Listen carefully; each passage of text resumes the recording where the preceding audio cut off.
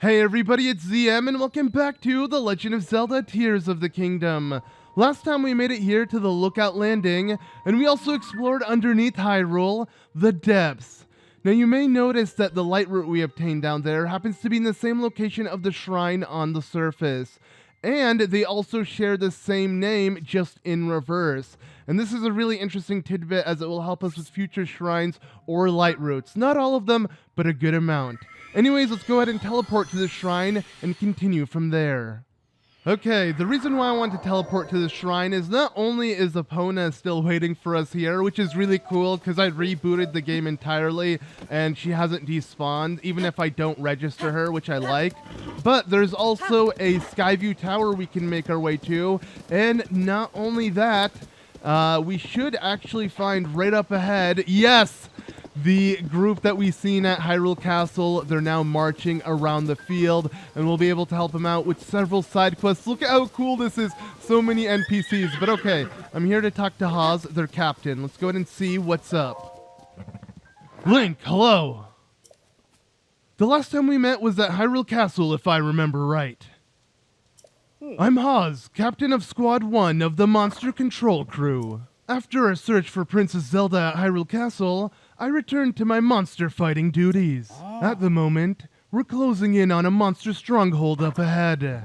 Once we approach their base, we'll wait for the right opportunity and then launch our attack. I apologize if I'm being presumptuous, but running into you here feels like fate. I must say, nothing would be more encouraging than to have you, Hyrule's best swordsman, assist us. If we work together, I'm sure we could bring peace back to this land.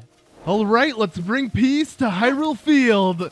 Yes, this is such a cool concept. We're joined by so many NPCs as we're marching away to the enemy. This really makes me wish that Nintendo can make a Zelda MMO where we can play with real players. But hey, I'm happy with the NPCs we have.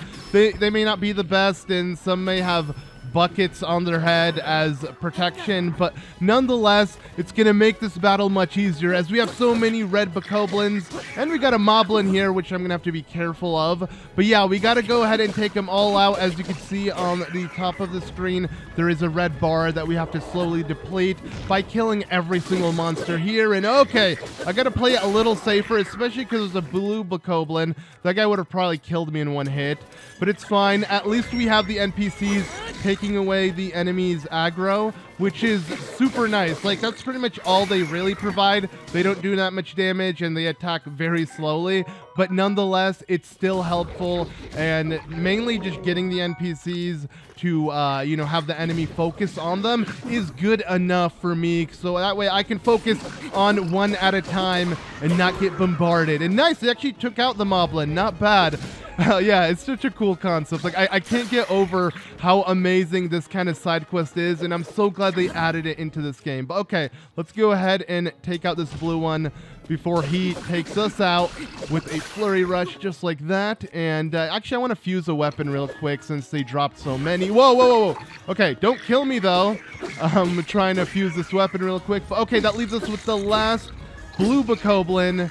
We're going to go ahead and just whittle away, and we did it. Hell yeah. Victory's ours. Bravo, everyone. Link, I'm so grateful for everything you did for us. If you don't mind, could you come here for a moment?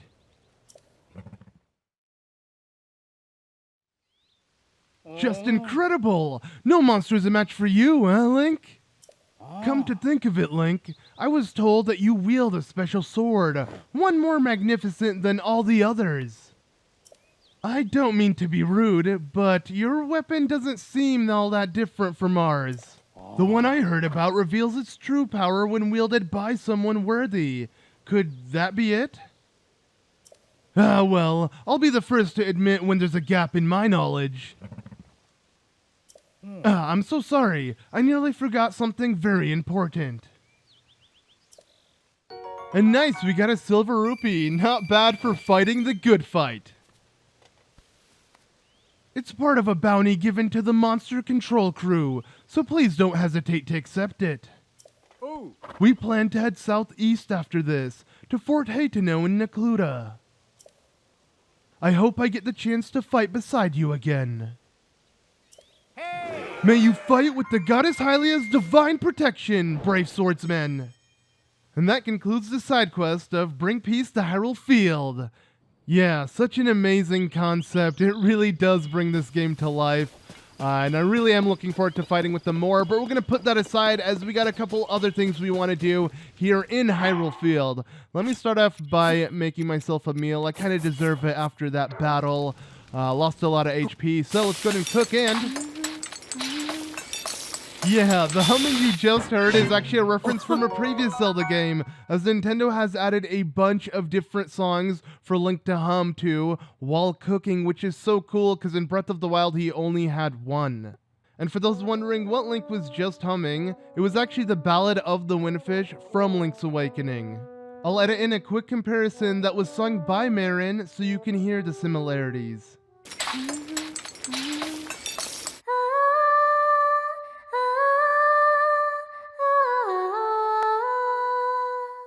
Yeah, pretty cool reference that I had to mention. And I'll be sure to point out all the other songs Link does hum throughout the game when cooking. But we'll kind of save that for another time. Because as you can see, Link is back at a full belly. We're ready to go. And also, I don't have too many more ingredients to cook more meals. So yeah, we're just going to have to save that for later.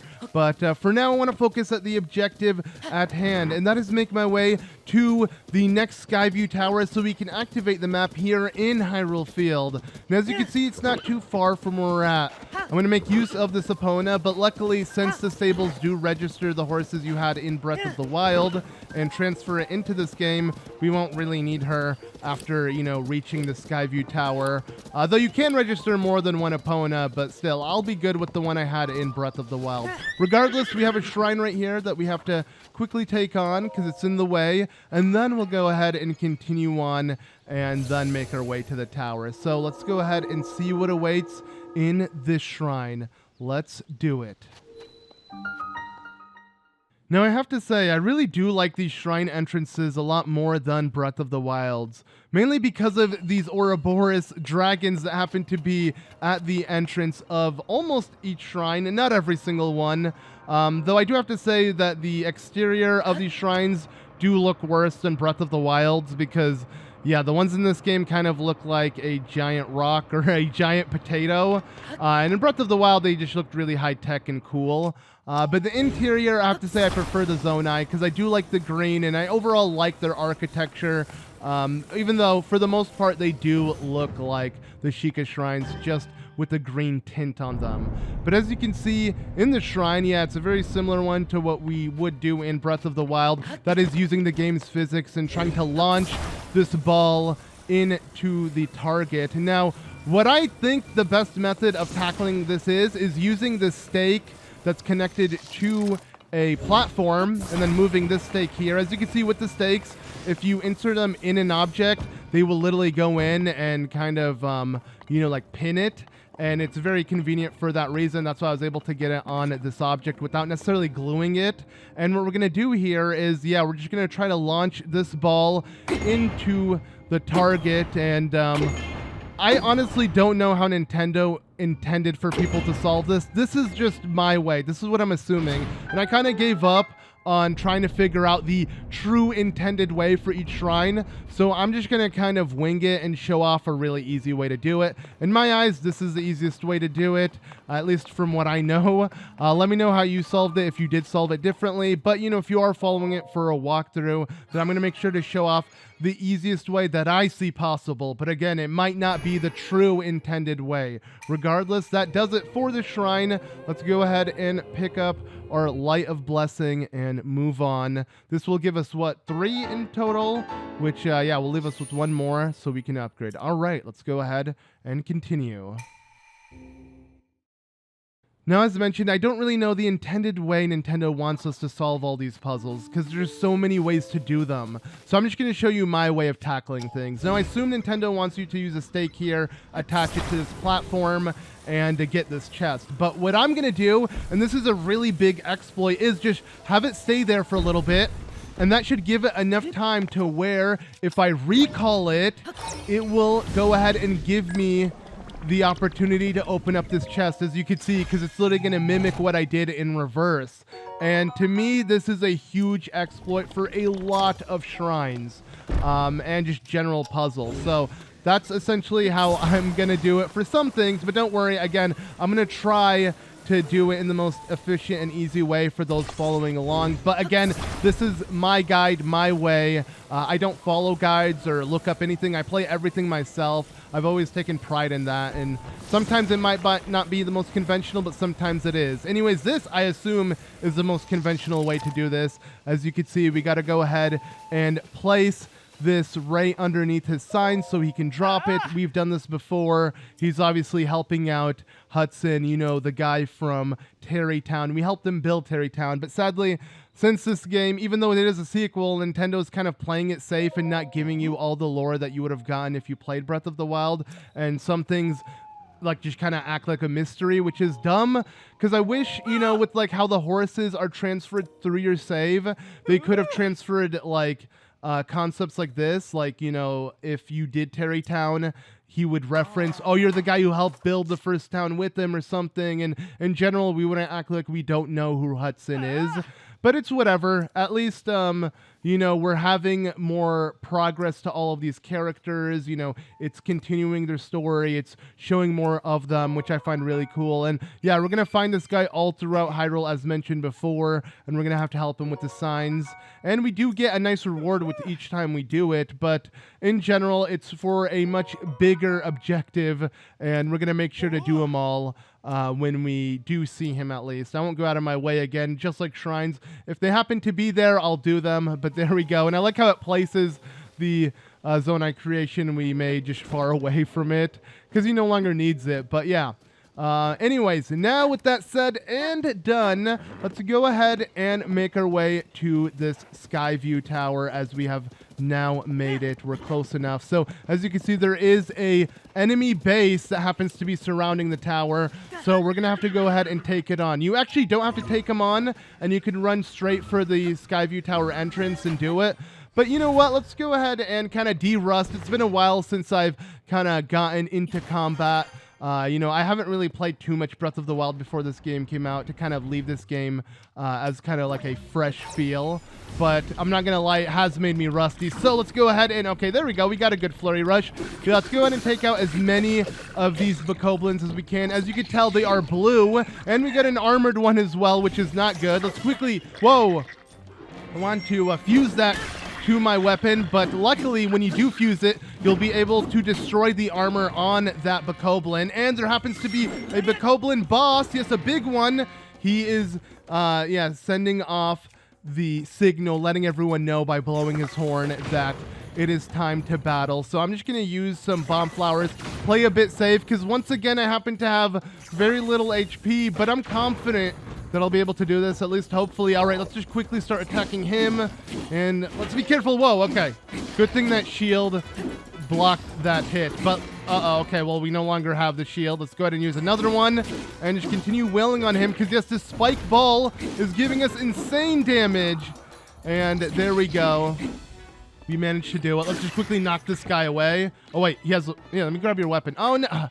Okay, I acted a little too slow. Wait. I don't want to use a two-handed weapon. Let's just back up because, okay, we managed to kill pretty much the entire base pretty easily, so I don't want to mess that up and die, because if I did and we got a game over, they would have all respawned. So not bad. Let's pick up his weapon. And yes, he drops a blue boss horn, you know, essentially the bokoblins already dropped something, their versions of the horn, but you get a almost like an axe from the boss drop, because he also has like a axe coming out of his head. All enemies have something coming out of their head, which can be fused to your weapons. Super useful, and I'll put them to use. Let's just pick up more of them. As you can see, this one will give us more damage on whatever we fuse it to. It's pretty nice. I love this concept because it makes killing enemies very rewarding, as you can pretty much power up all your weapons. But okay, let's just go ahead and eat a little bit. I'm going to save these meals, at least the ones that I've gotten from helping the guy out with the signs, which is a pretty cool concept. But yeah, here we are at the Skyview Tower. Again, if for some reason you're not confident to take on the entire camp, you could literally just rush through, avoid them, and open the door and activate it. but you know, I thought I'd do it so I can get some more weapons, I can get some more monster parts, which essentially will help me with my weapons as I can fuse them to them. But there we go, the tower has been complete. I do like how the towers in this game are actually a lot easier than they were in Breath of the Wild, since you don't have to scale them, you just literally activate them.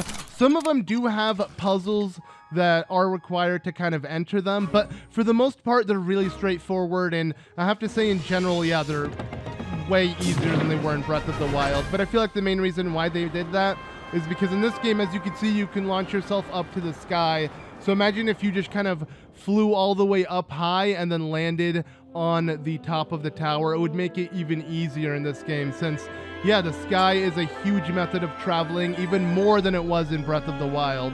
But okay, let's go ahead and scan this data as we're going to get the rest of Hyrule Field and the Great Plateau all added. I don't know how long this cord is. I kind of wish I had one because that looks pretty convenient. You know, you could charge from all the way up in the air, you know, whatever phone, whatever you have. It is pretty nice. But okay, let's go ahead and now start diving. There is so much to do though. And again, I have to kind of focus on the matter at hand. For now, I just want to kind of do some story missions and do what I feel like Nintendo intended for the player to do early on before I really start exploring and just kind of going all over the place. So my goal here is to reach that stable. As you can see, there is a shrine next to it, because in this game, similar to how it was in Breath of the Wild, there are usually shrines right next to each stable, so you can easily teleport to them and then gain access to your horse. And now we're going to be using our horse, and actually, as you can see, we're right above the Colosseum. In Breath of the Wild, there used to be a Lionel, but in this game, yes, there's a Thunder Gleeok. And that pretty much confirms that, yes, there are elemental Gleeoks throughout the game. And these Gleeoks are way more menacing than a Lionel.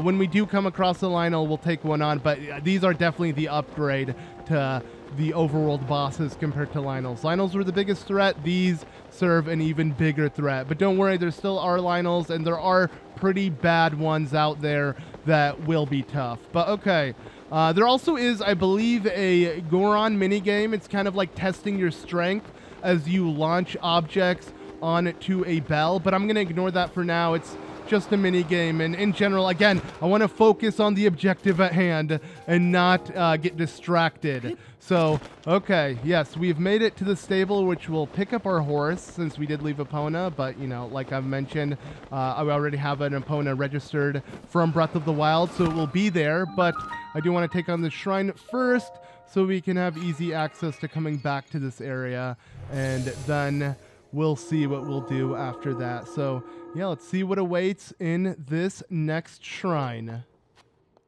Alright, the shrine should be pretty straightforward. At least the ones that are in the center of Hyrule are the easy ones, because that's kind of where you first explore when you start the game. The ones on the edges of the map are usually the more difficult ones. But yes, this is the stakes. Will guide you, and as you can see, we're going to use a stake to kind of hold up this platform and make our way up here. Pretty simple, but you could also kind of use the stake that was over there that was already pre-built with a platform attached to it, similar to the shrine we previously took on. Let me quickly grab what's inside this chest. Again, while they're not necessary to grab, yeah, there are arrows, and I could use them, to be honest. But in general, you don't have to grab the chests within each shrine because they're not that mandatory. And I do love how you could dive even in a shrine, though that did hurt me, but I don't care. It looked badass doing. Anyways, we're going to use this stake here. Make sure it's inserted, because if it's not, you won't be able to attach it to the wall. You have to make sure you could see the zone I like glue. And okay, well, that was pretty easy, actually. If it didn't work like that out for you, then there is a different method in doing it. Let me just make sure this works. So obviously we have to use the stake and press it into the wall. There we go. That way it stays on it, and as you can see with it rotating, it will actually, let me just focus on this. Yes, it will cause the ball to be pushed forward and enter the objective we're trying to do. Yeah, just like that, we're done. But let's say you didn't get a nice fling like I did. I kind of got lucky there. The momentum was in my favor. Well, what you can do is, with this rotating platform, have it, I don't know why it stopped. Okay, there we go. It's because of the stake stopped it where I didn't want it to. I want it to stop like here. Let's say it stopped there. It would have just, the ball would have hit the rotating platform and just rolled down into that, and then you would have been done. So yeah, just in case you didn't get lucky, but you're following along, do it that way and you'll be set. Just use the stake to kind of stop the rotating platform and you'll be good. So yeah, I feel like I kind of over-explained myself, but I didn't really expect to get, you know, some luck when doing this. Usually I don't have luck when recording, but for once I got a lot of luck with the shrine. But anyways, we have now completed it and we have enough to upgrade ourselves, but we'll look into that later as we continue on, and we'll head to the stable.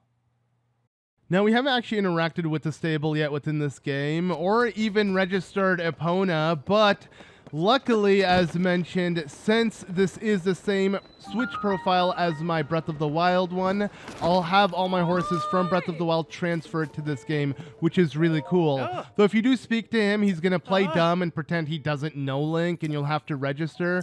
And I guess that's Nintendo playing it safe, just in case you haven't played Breath of the Wild.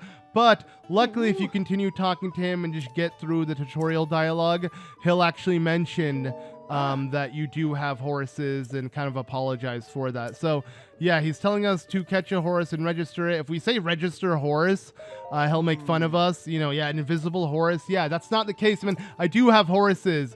But yeah, then he realizes right now, as he looks and apologizes, which is nice though. I mean, I'm glad at least they managed to do that. And there you go. Yeah, we got the giant horse. We have the royal horse. We have Epona, and then a random horse that I called Bronze. But I'm obviously going to use Epona because Epona still is the best. Not necessarily the best horse when it comes to stats, but I mean, she is the legendary steed. I have to use her because, you know, I got to reference other Zelda games. I can't not use it. But okay, let's go ahead and pick up some pony points as well. This is actually new, but with each stable you come across, you get pony points. And obviously when you do certain quests, you'll get pony points from other people, and you'll be able to get rewards as a result. But we still have two more pony points to build up before we do that. So, okay, we got our horse, and now we're ready to go as we're going to start making our way north and looking for the next Skyview Tower. But I know some people are going to mention that, and ignore that Great Fairy Fountain. We can't really do anything with it yet, though I have, you know, noticed it, for those wondering.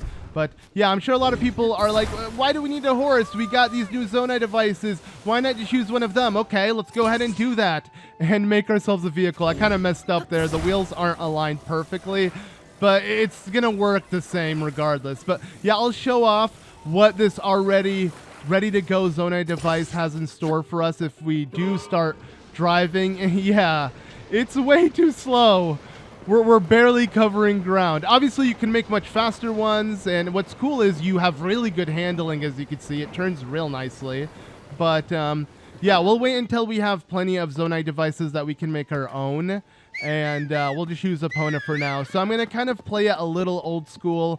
This honestly does feel like I'm still playing Breath of the Wild, especially when you're just on horseback, re-exploring areas from Breath of the Wild. But don't worry, it's going to change up real quickly. And whoa, that is one of the platforms that we can actually recall back into the sky and use it as a height advantage, which is really cool. But since I have my horse, I want to make my way to the next Skyview Tower, and it's going to be a lot easier just being on horseback, at least for now, until you open up the game's map a bit more. But okay, anyways, let's go ahead and help him once more. As you can see, we got to make ourselves a kind of a way to block this from falling. But as you can see, yeah, there's extra weight going to be pulling down the sign from the back, as you can see by the design it has on the back. So what I suggest doing is just placing this right here, I guess. And there you go. That should honestly hold it on real tight.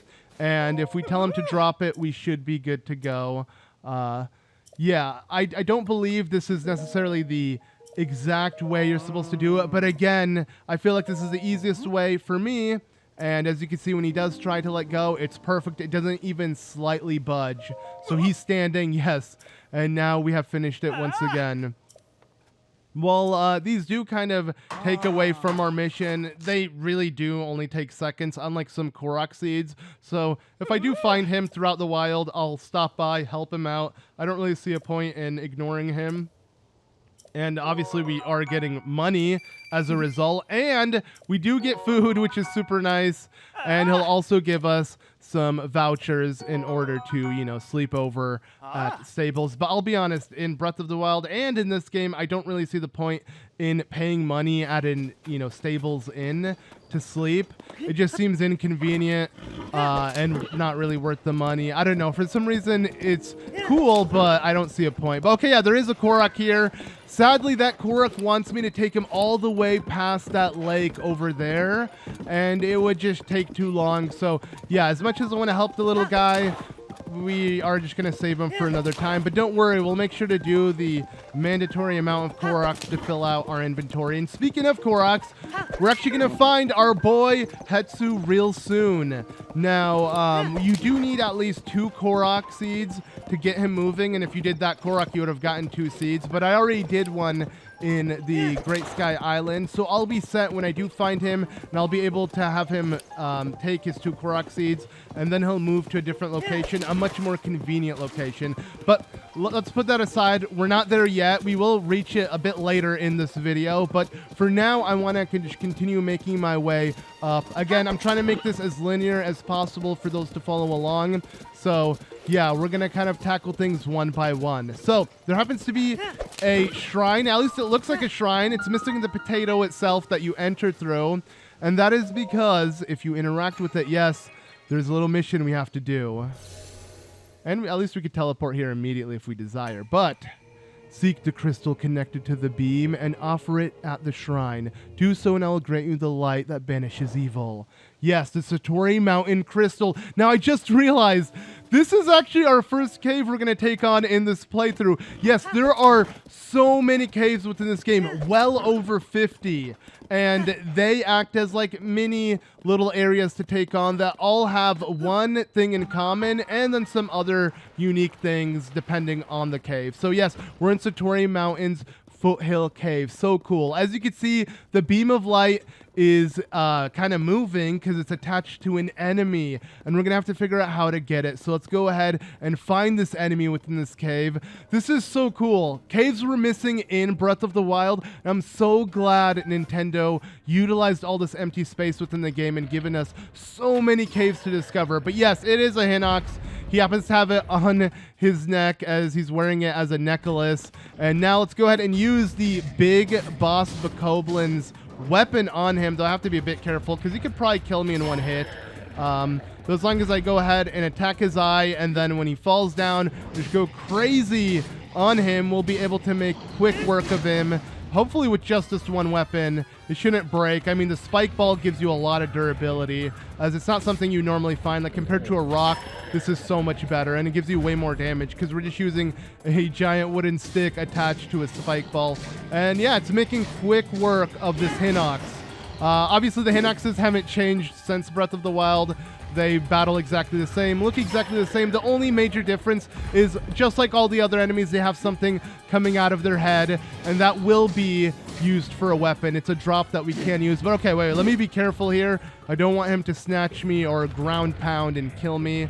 So, okay. Oh, no, he's too close. I hit the eye. All right, it's a little awkward.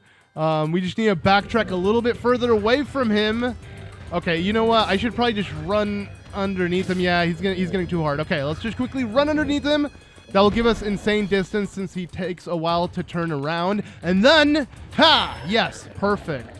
I was able to get the perfect eye shot, and that should actually do it. We should be done with this, and that will actually give us access to the shrine, as he will drop the giant green crystal, just like that. Not bad.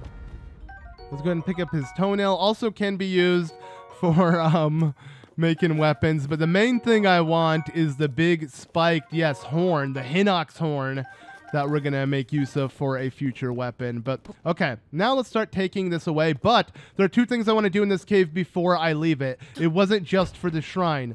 First thing I want to grab is actually up here, as there is a chest that is worth getting. Again, you don't have to get all the chests within this game, but I'm going to get the mandatory chests that give you, obviously, you know, certain outfits and Silver rupees. I mean, silver rupees are hella worth it. We could use the money. We don't have much on us at the moment. What is nice also is the caves do have bright bloom seeds. Definitely worth making use of, and pick up as many as you can, because when we do head to the depths, they will come, you know, in handy. But what I do want to do now is just kind of push this aside. We're obviously going to take it back out to the shrine. But as you can see, we haven't seen these guys since the sky. But trust me, they're all over throughout Hyrule's many caves. Yes, the bubble frog. Now, let's go ahead and scare it. Okay, there we go. Now, let's just hit it in the head. Okay, perfect. I don't think that would kill it because this bow is weak. If you do have a stronger bow, the one headshot will do the trick. But sometimes you'll have to hit it a bit more. But yeah, now we got ourselves another bubble gem. The little bloopy ran away. It's kind of cool because we're right underneath Satori Mountain. We're Lord of the Mountain, you know, where the frog is kind of based off of, actually lies. But let's just go ahead and make our way down. I'm going to ignore Satori Mountain. Don't worry. We're going to see a lot of cool things that has to do with Satori, aka Lord of the Mountain, and a lot more bubble frogs. Like I said, every cave actually has a bubble frog. So that's actually the main objective in most caves. And they'll be very important to collect. But again, piece by piece. Like I said, I want to make this as linear as possible, so let's tackle things one by one. Let me not just kind of do everything at once. It is honestly a bit overwhelming compared to Breath of the Wild. It's weird. When Breath of the Wild came out, it was really easy for me to find a linear path to do things. Surprisingly, in this game, I feel like I gotta kind of think things through a little bit more than I did in Breath of the Wild, because this game just has way too much, from the sky to the depths to just the surface having so much to do. But okay, it's raining. I don't want to get shocked. Okay, come on. Just gotta reach this over there. I don't know if this is the fastest way to carry it. I mean, I'm sure it's much faster than actually carrying it with Link. Using Ultra Hand should be easier. But yes, you who offers the crystal, I will grant you the light that banishes evil. And well, just like that, what happens to this little green rock? Well, it actually, yeah, it's kind of bizarre. It enlarges into a giant one, which just becomes the shrine itself. Pretty weird, but also, I don't know, pretty cool. I do like these. Like, there are overworld objective shrines that you have to just kind of bring the shrine there, and then it will give you its reward. And yeah, believe it or not, we don't have an actual puzzle to take on, since we did the puzzle, you know, already by, you know, achieving it. So what this shrine actually is a blessing shrine. Yes, RAURU'S blessing, similar to the monk's blessings within Breath of the Wild. But these blessing shrines look so much better. And all nice, we got a strong Zonai spear. But yeah, look at that. Like, you could see the Zonai text and the weird aura all around. It just looks so badass. And every blessing shrine looks like this. Sadly, in Breath of the Wild, they were just small little rooms with the Sheikah monk blessing. But yeah, I am loving this. And also, speaking of Sheikah monks, you may have noticed that it's called RAURU'S blessing. Now we can confirm that yes, that Zonai creature is RAURU standing there. But not only that, the woman standing next to her is someone really close to RAURU that we're going to figure out real soon, most likely in the next video. But again, let's just focus on making our way to that area so we can figure it out, as we're going to continue north from here. And like I said, I want to do things in a linear fashion. But anyways, let's grab this Light of Blessing, as I do like this kind of effect. Yeah, Link is desensitized to it, though. Now he sees the, you know, darkness leave his body and purify him, and he's not surprised. He only did that for the very first shrine within the game. But yeah, just remember these two figures. I mean, we're going to see them nonstop throughout the game as at the end of each shrine, but it's really cool, the lore behind them. And yeah, I can't wait to get into that, but let's just continue on for now. Now, where is Epona? Oh yeah, she's in the cave. I forgot. She got a little too antsy and just kind of ran off for a bit. So let me make sure I don't get electrocuted. Something I noticed in this game is Holy crap, does it rain way, way, way more than Breath of the Wild. It's like Nintendo heard all the complaints and they're like, you know what? Let's make this game 10 times more annoying and not only have so much rain within the game, but also have thunderstorms constantly happen. And then thunderstorms are way more annoying because for some reason, every time there is a thunderstorm, immediately if you have a metal weapon, it's ready to like strike you. Yet in Breath of the Wild, it wasn't that common. I don't understand why it got harder. Though what is interesting is these weather clouds are only so high up. So if you do launch yourself in the sky, you can actually be above the weather cloud and not deal with the rain. As in the sky on Sky Islands, it's always sunny. But speaking of sunny, at least it's sunny right now. But okay, there happens to be another shrine on the way up here. Let's go ahead and quickly take care of it. Hopefully opponent can head up here. I feel like I'm playing Skyrim, trying to head up a mountain. It's working though, it's working. But yeah, we'll quickly take on this one and then we'll continue along the pathway. Like I said, I'm not going to stray off too much from where I want to go, but if there is something in our way, like a shrine, we'll definitely do it. So yeah, let's go ahead and run up here. And I do believe actually we will be introduced to a new set of enemies that we're going to know more of in a bit. But let's see. Yeah, there's a bunch of trees here, but some of these trees aren't normal. As you may notice that, yes, whoa, okay. Threw me off, even though I saw them coming, the way they should jump out. Yes, these trees, and you've got to be careful because they could easily make work of us. But if you do have an axe cutter like this, you could easily make work of them, as, yeah, you just want to chop them down. And what's weird is, every time you kill one, there happens to be a lizard right underneath them. It's almost like they were controlled by lizards.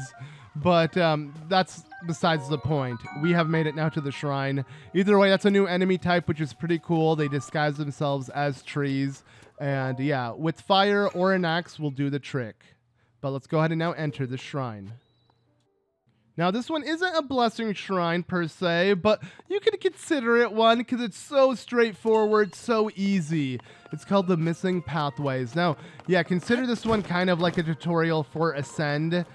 Just a slightly more complex one compared to the one on the Great Sky Island. And by complex, I mean that's an understatement. It's not complex. As you can see, very simple, very straightforward.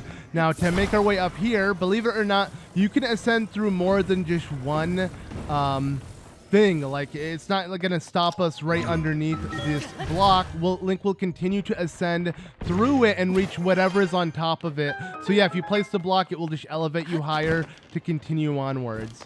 But now all we need to do is go ahead and move this here so we have enough height to ascend from that block, and to actually get on top of that block we have to go ahead and once again ascend up this way to get the height advantage to then glide our way on top. And just like that, I believe that's pretty much the entire shrine. Yeah, super straightforward, and I can show you at least this one. I did it the way Nintendo intended for you to do, because I don't really see another way in doing it. So yeah, super easy. And another one down. So there we go. Now let's go ahead and continue onwards and see what awaits outside in Hyrule. Now, interestingly enough, the tower I'm trying to make my way towards is right over there. It's kind of cool how the shrine is facing it directly as you exit it. But yeah, let's pick up this farming hoe. There are more apples, even some golden apples that we could have picked up here. But I just want to continue on because we do have a long trek ahead of us as we have to be on horseback. Honestly, it's areas like these that just remind me so much of Breath of the Wild, and it really just feels like I'm playing Breath of the Wild.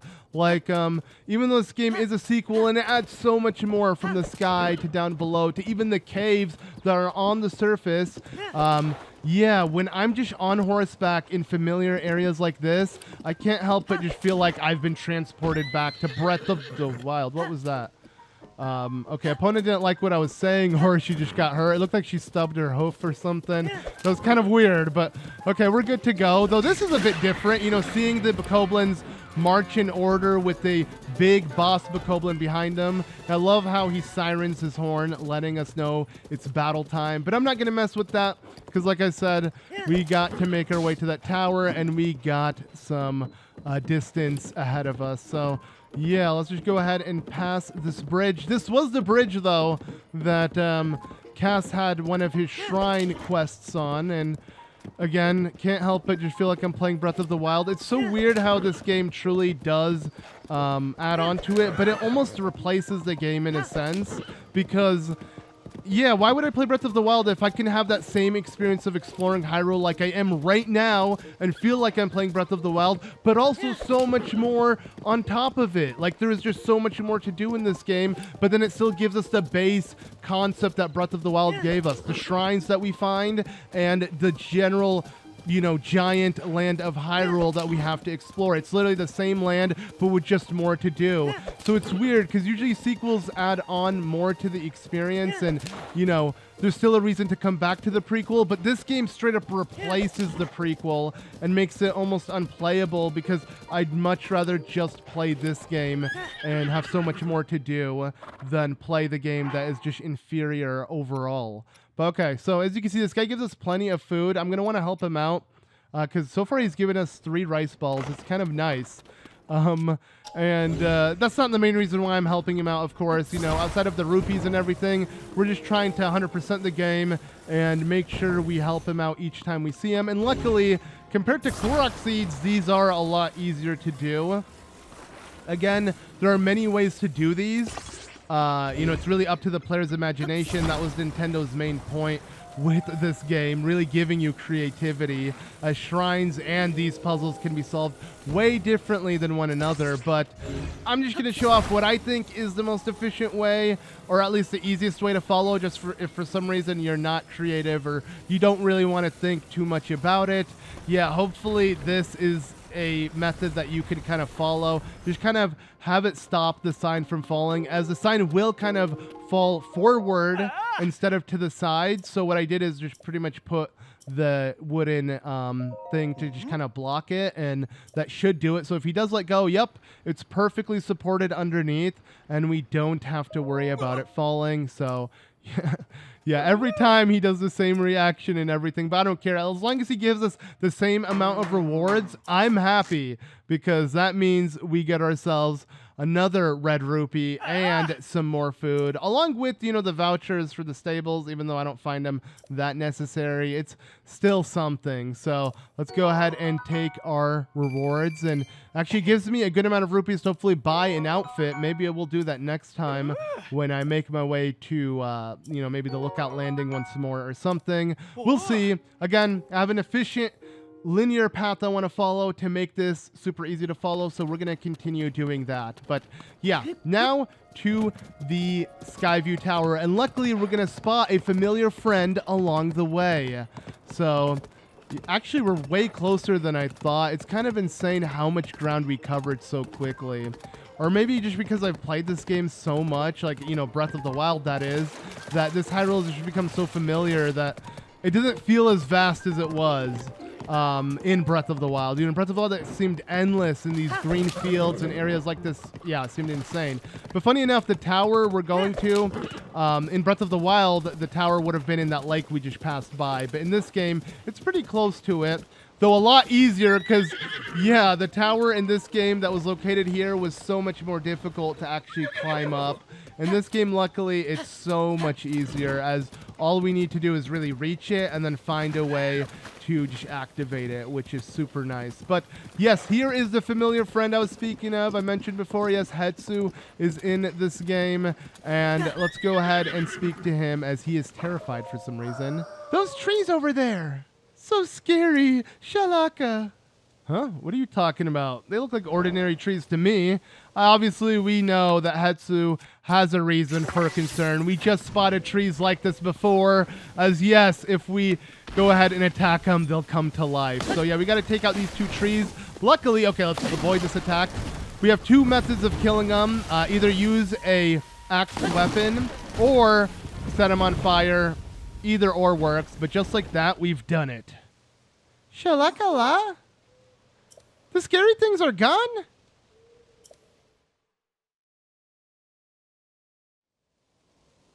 You see me? You see me? My name is Hestu. Yeah, for some reason, Nintendo doesn't really think we know who they are. Again, I guess it's to play it safe, just in case you bought this game and never played Breath of the Wild and you need an introduction, but it would have been nice for him to recognize us, kind of similar to how the stables are able to recognize you have horses registered. That would have been pretty cool. Or the Koroks you collected from that game get carried on to this one. That would have been nice, because we have to collect a bunch more again within this one. But whatever, let's go ahead and give him one Korok. Funny enough, the way he figures out you have some is he actually, yes, sniffs it out. So it's like further proof that these Korok seeds are pungent and have a smell to them and are most likely Korok poop. You know, the shape alone already makes it obvious, but yeah, it's weird how Hestu wants to collect Korok poop. And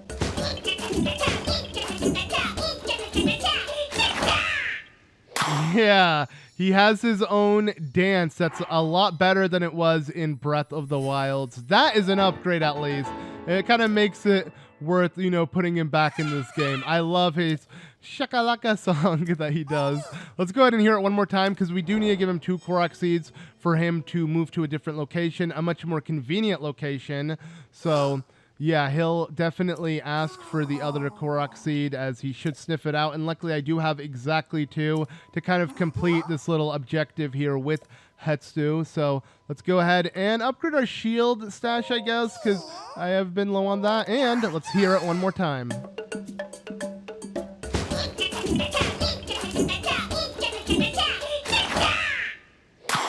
Yeah, that will take a while to get old. I mean, I know one day it will get really old and I'll just be skipping through it, because think of the amount of times you're going to have to hear this to upgrade each part of your inventory. It's going to take quite a while. But yeah, that about does it. As you can see, he's heading out. So we only have to give him 2 Korok seeds for the time being and upgrade just 2 inventory slots. But from here, he'll be at a much more convenient location. And next time I see him, I'll make sure to have plenty with me. But what's also cool is he's been added to our Purapad with some nice artwork. I do love it. You know, he is, I guess, the main character, so we do get a little brief description on him. And yeah, that about does that. But now let's go ahead and make our way to the tower.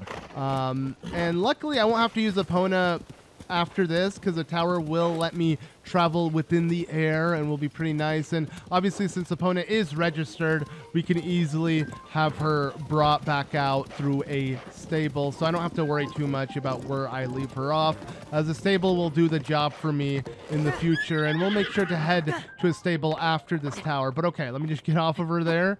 And yeah, like I said, compared to the original, I want to say it was Ridgeland Tower within Breath of the Wild that was down below in that whole lake, this tower is so much easier. But like I said already before, these towers are just generally so much easier than Breath of the Wild's, just because you don't have to climb them, and there is less hazardous things around it. Like, all you need to do here is just make yourself a makeshift bridge with the logs we see here. You know, thanks to Hudson's construction, there are all these kind of material all around Hyrule.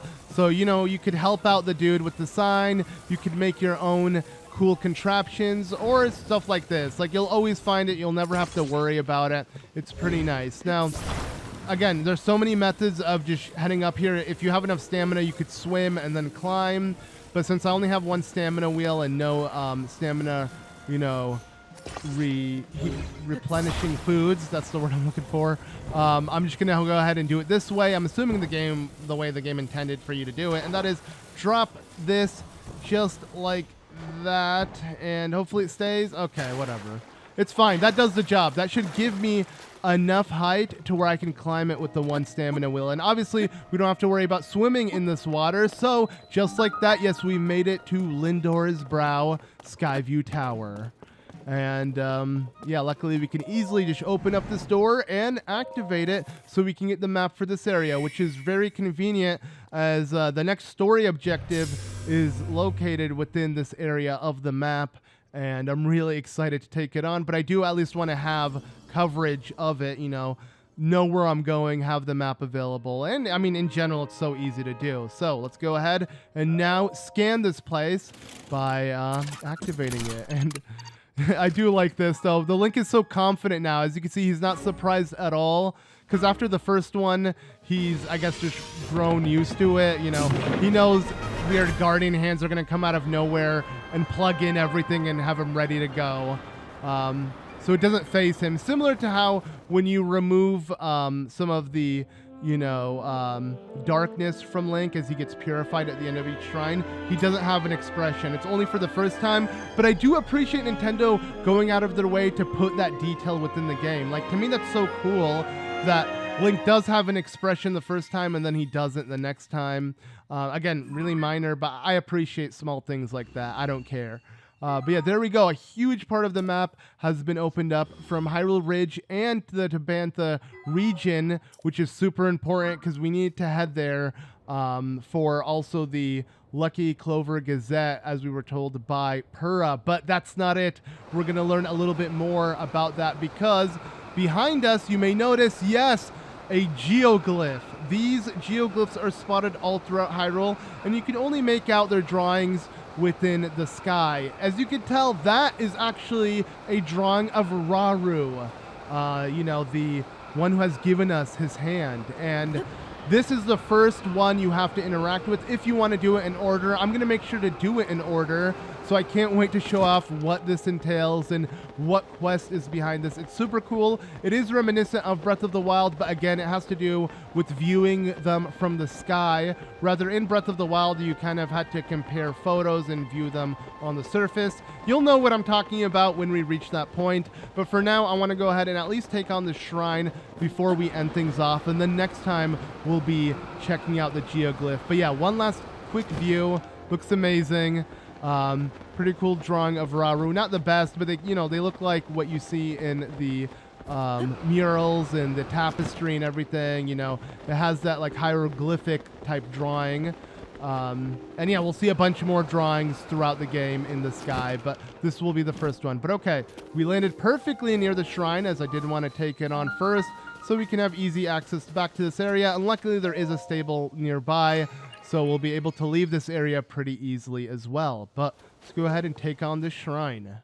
Once again, with this being an area that you're supposed to cover on early on within the game, it will be real straightforward. An uplifting device. This will actually help us out with, learning a different Zonai device. A lot of the shrines actually are straight up tutorial based to teach you certain Zonai devices. And I'm not complaining because there are a lot of shrines to begin with within this game. I'll tell you this, more than Breath of the Wilds. Yes, this game has even more to offer. And wait, I don't want to place it next to that because the candle will burn it. But well, yeah, when I said this game truly replaces Breath of the Wild, I meant it, because it literally just adds so much more than what that game had to offer, and really just makes Breath of the Wild feel like a, like a tech demo for this game. Like, Nintendo just used that foundation and added more upon it and made the real game with this one. It's kind of crazy, but I love it for that, and that's what makes this game so amazing, and I can't wait to just explore it all with you guys. But as you can see, yeah, with the hot air balloon, use a candle to easily have the hot air balloon gain heat and, make your way up just like that. And what we need to do next is make another one. We could have grabbed the one that was heading upwards, but it's too late. Luckily, the game will provide with plenty more to use, just in case you happen to run out. And yeah, what we want to do now is attach that and have this hot air balloon hit the switch that's right above us. And that should press it in to allow us to continue onwards. Now, here is the final room of the shrine. Real straightforward as well. All we need to do, and whoa, I almost hurt myself there. I do love how, again, you could dive within shrines, but it is a bit odd because there's not much distance from the sky to the ground, and you'll end up just kind of, smacking the floor. Luckily, I was able to pick up my paraglider in time. But yes, you should attach the small ball onto this hot air balloon and you're done. Now there is a chest that you can get if you attach 2 hot air balloons onto that big ball, because it needs 2 to actually be picked up. 1 hot air balloon won't do it, but I don't really care for the chest. I'm here just to continue on and complete the shrine, and all we needed was the small ball. Now if you can't grab it, if it made its way all the way up to the ceiling like that, as you can see, we can't reach it. Don't worry, just send upwards to these platforms, and then you'll be able to grab it if it's hitting the ceiling. Let's wiggle it out and just attach it. And now we can just drop it, and that should do it for this. And oh man, I love the music for these shrines as well. They sound super futuristic and techy, and there's something about it that's really cool. I would say I actually prefer them as well over the Sheikah ones. Don't get me wrong, there's some things I like about the Sheikah, but the overall aesthetic and vibe of the Zonai shrines, in my eyes, are better. But whatever. Anyways, that about does that. And now let's go ahead and end things off outside the shrine with another Light of Blessing. Hell yeah. But yeah, that about wraps it up for this video, as we did cover a good amount of things within this one. But next time, we're going to check out that geoglyph as mentioned and figure out what they mean. And I'm really excited to show it off. So thank you all so much for watching. Be sure to leave a like on the video. Make sure you subscribe not to miss out on the next one. As always, I've been ZM, and I'll see you all then.